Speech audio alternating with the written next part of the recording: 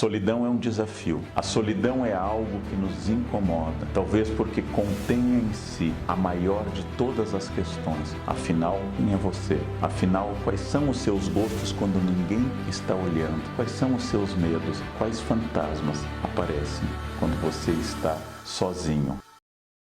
Deus criou todos os animais aos pares, macho e fêmea. Criou elefantes, leões, criou girafas, criou peixes aos pares. Todos tinham a espécie masculina e feminina. Apenas um ser nasceu sem complemento. Apenas um ser, criado à imagem e semelhança de Deus, segundo a narrativa do Gênesis. Este alguém, Adão, homem, este alguém não tinha outra pessoa. E Deus acaba dizendo: não é bom que o homem esteja só, e criou uma companheira a partir da costela de Adão. É importante notar que Adão não reclama da solidão.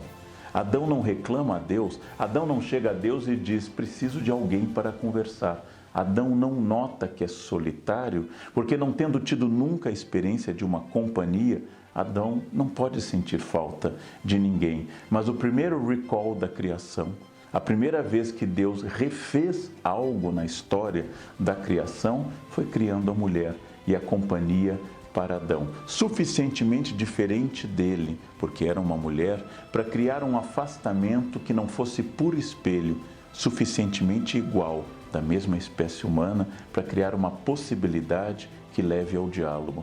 Assim, Adão e Eva constituem uma fórmula contra a solidão das mais curiosas. É preciso que eu seja ligeiramente diferente das pessoas para que elas não sejam apenas o reflexo do meu narciso. E é preciso igualmente que eu seja muito parecido para que exista comunicação e identidade. A identidade é dada pelos outros. Robinson Crusoe, no romance de Daniel Defoe, conta que esteve sozinho em uma ilha, sem nenhuma companhia, mas só descobriu, de fato, que ele era quem ele era após muitos anos, quando ele participa da libertação de uma personagem que ele batiza de Sexta-feira. Olhando para o outro, Robinson Crusoe sente que ele é plenamente uma pessoa, é um europeu, tem uma cultura específica. Sem o outro eu não sei quase nada sobre mim. Se você é alto, se você é baixa, se você é magro, se você não é, tudo isso depende da comparação com outra pessoa. Eu estou no outro. Por isso que o grande poeta francês Rimbaud diz em um verso extraordinário a afirmação obscura: eu é um outro. Porque o meu próprio eu constitui um outro no qual eu estranho. Porque o meu eu vai se formando lentamente a partir do contato com os outros, a partir de convenções sociais, a partir de opiniões que os outros esperam que eu tenha. Vai surgindo nesse caso um eu social, um eu aceitável, um eu que fala aquilo que os outros podem ouvir, que não é desagradável, que não é assassino, que não é violento. E lentamente este eu, que é um outro, vai sendo moldado pelo convívio. Toda a história da arte, toda a história da literatura trata desse descobrimento interno de um eu que vai se afastando de si. É o caso de Ana Karenina, de Tolstói, é o caso de Capitu, de Dom Casmurro, é o caso de Madame Bovary, de Flaubert, que vão descobrindo cada uma dessas personagens criadas pela mente masculina. Cada uma dessas mulheres criadas por homens vai descobrindo algo que não estava ali antes, uma insatisfação que vai movimentar toda a trama. Toda a literatura ocidental trata de um eu lírico buscando companhia, e toda a literatura ocidental trata de um eu lírico afastando da companhia ou rechaçando a companhia. Todo cinema é praticamente o encontro de alguém com outra pessoa, com um grupo, com um amante, com a esposa ou com o marido.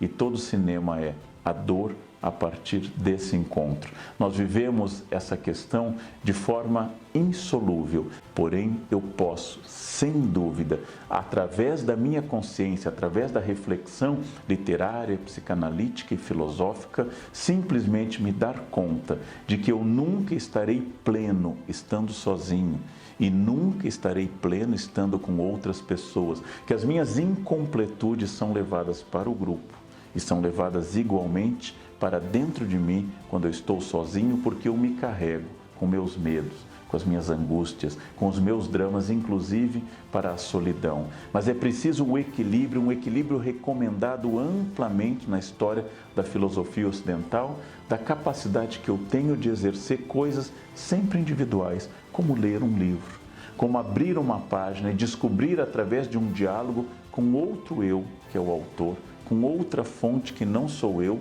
um diálogo que vai me marcando, eu vou reelaborando internamente este prazer extremo, que é a capacidade de ler, um gesto profundamente solitário e profundamente gratificante. A velhice de quem não lê é ainda mais solitária do que a velhice de alguém que lê, porque o livro é sempre uma companhia extraordinária.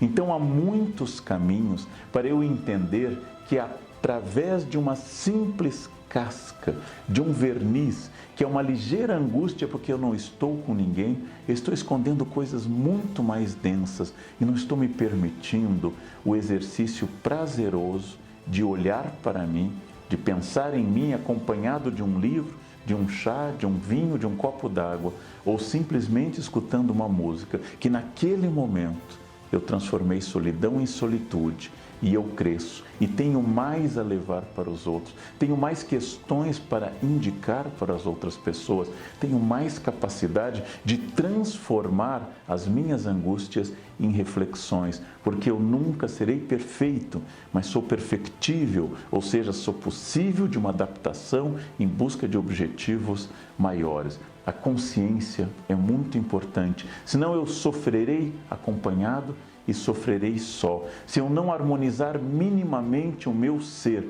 com este eu que é um outro, segundo Rimbaud, é muito difícil que eu consiga conversar com qualquer pessoa, que eu consiga estabelecer o contato com qualquer outro ser humano, se eu não tiver um mínimo de coerência interna, de consciência interna, para poder saber que eu nunca serei outra pessoa, mas que eu não sou uma consciência isolada no universo, que eu vivo em comunidade, que eu sou um animal político, como quer Aristóteles, que eu sou uma pessoa diluída em grupos maiores e que tem que dialogar com esse exercício de limitação da minha vontade, quase sempre, que é o grupo maior.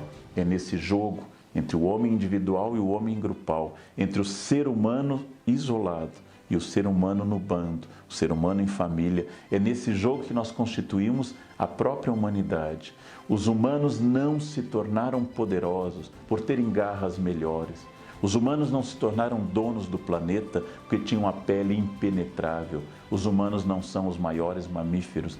Os humanos são frágeis. Os bebês humanos estão entre os mais frágeis bebês de todos os mamíferos.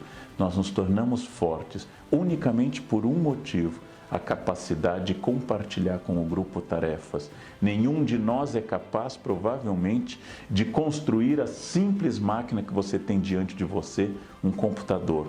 A maioria absoluta dos humanos, como eu, não sabe como fazer um computador, não sabe sequer como fazer uma calça, não sabe como construir um carro, mas é o agrupamento de humanos que deu tudo isso a nós nesse jogo permanente de troca, de sociabilidade, de tecnologia, de mútua dependência, pelo fato de que eu não sei tudo e ninguém sabe tudo, mas que esses saberes díspares podem ser agrupados em uma sociedade complementar. Esse é o grande jogo, muito complicado de ser atingido. Esse é o grande jogo que nos faz sermos isolados, sermos solitários, mas buscarmos a sociabilidade do grupo, a complementariedade do grupo, a capacidade técnica de eu não ficar perfeitamente isolado, de eu não ficar perfeitamente voltado para mim. Esse jogo entre solitude e solidão é um jogo extraordinário e deve ser praticado com consciência. Eu continuo sendo eu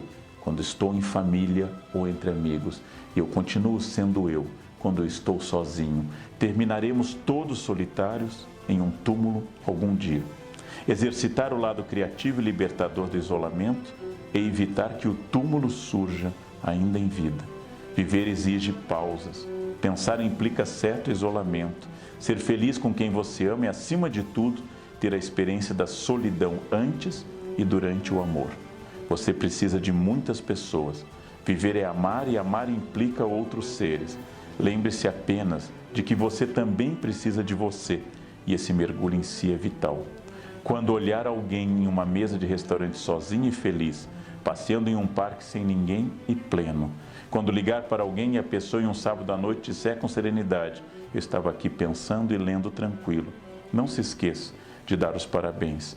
Aquela pessoa já descobriu a faceta libertadora da solidão, tornada amiga. Está apta para voltar ao convívio dos outros, porque já convive consigo. Se você não se suporta, quem conseguirá fazê-lo?